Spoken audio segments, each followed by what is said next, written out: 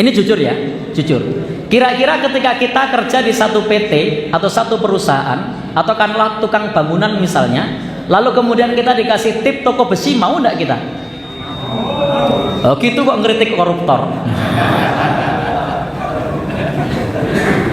Gimana kita mau ngeritik koruptor sementara kita sendiri mau nerima tip? Mereka itu juga nerima tip. Impor beras sekian juta ton, 1 kilonya 1.000 rupiah. Dapat berapa? Ya, kalikan berapa juta ton.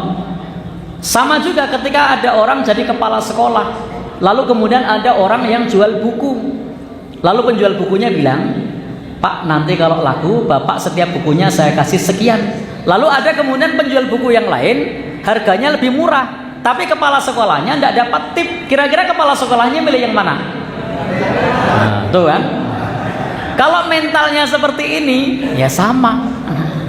Artinya apa? Perbaikan itu dari kita. Kita mulai dari saat ini untuk melakukan perbaikan diri, perbaikan keluarga, perbaikan masyarakat untuk tidak korupsi. Insya Allah ketika memimpin kita juga tidak korupsi. Sehingga kita ini sering mengkritik para pemimpin, sementara kita juga berada di lubang yang sama. Bedanya kalau mereka gede-gede, kalau kita kecil-kecil.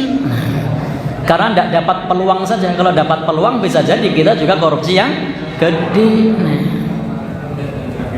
Baik Bapak Ibu, dalam agama kita hukum tip boleh enggak?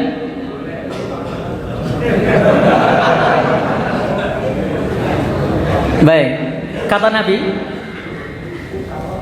fama ba'da dzalika fahuwa ghulul.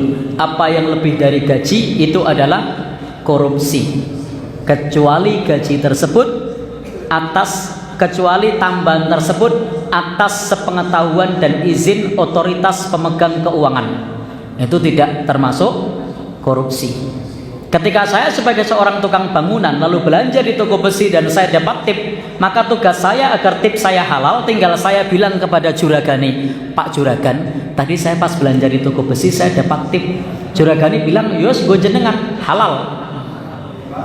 Karena juragani bilang gue aku, ya sudah, berarti ikhlaskan. Karena kita bisa dapat tip itu tadi semata-mata kita diamani oleh juragan, maka tip, potongan dan lain-lain itu haknya siapa? Hak juragan. Maka seringkali karyawan, anggota DPR, menteri itu merugikan negara karena dia merasa bahwa itu adalah haknya sendiri, padahal dapat potongan impor beras tadi itu hak siapa sebenarnya? Hak negara apa hak pribadi? Hak negara. Sama juga ketika dapat potongan di toko besi tadi, haknya juragane apa hak kuli? Hak juragane. Seorang kepala sekolah yang tadi ada buku tadi, potongan buku, kira-kira potongan buku tadi hak sekolah apa hak kepala sekolah? Hak sekolah. Ya. Tapi kan yang semacam ini merata kan? Umum kan? Ya. Maka biar halal, kalau kepala sekolah dapat potongan itu ya izin ke dinas pendidikan, boleh tidak saya ngambil? Kalau dinas pendidikan tidak boleh ya jangan diambil. Kira-kira dinas pendidikan bilang boleh tidak? Tidak boleh. Nah, kok diambil? Jadi begitu Pak ya. Jadi konsepnya adalah kita ini perbaikan umat. Kita mulai dari diri kita sendiri. Kita sering vokal mengkritik para pejabat yang korupsi, tapi kita sendiri mau menerima tip. Saya dulu pernah kerja di penerbitan. Setiap kali saya kerja dengan perusahaan rekanan, itu apa kata perusahaan rekanan? Niki diskonnya ditulis mboten.